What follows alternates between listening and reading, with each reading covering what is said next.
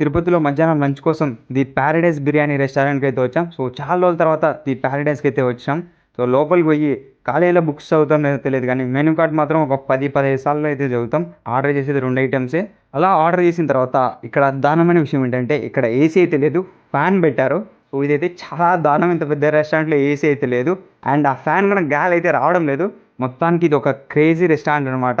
And మేము order చేసిన items వచ్చేసినాయి. So, chicken Majestic and chicken biryani అయితే ఆర్డర్ చేసాం. సో, చికెన్ మెజెస్టిక్ టేస్ట్ వచ్చేసి ఓకే.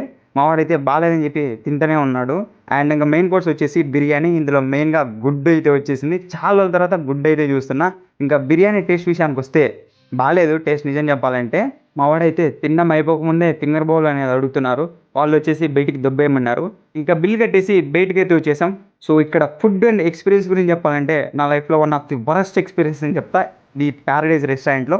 యాక్చువల్లీ ప్యారడైజ్ బిర్యానీకి నేను చాలా పెద్ద ఫ్యాన్. చాలా బాగుంటుంది ప్యారడైజ్ బిర్యానీ అయితే. అక్కడి నుంచి వెళ్తూ సోడా తాగడానికైతే ఆగాం. బిర్యానీ తిన్న తర్వాత ఒక మంచి గోలీ సోడా ఏస్తే ఆ ఫీలే వేరే లెవెల్ ఉంటుంది. మరిన్ని వీడియోస్ కోసం పేజ్‌ని ఫాలో చేసి ఛానల్‌ని సబ్స్క్రైబ్ చేసి పెట్టుకోండి. Thanks so much for watching.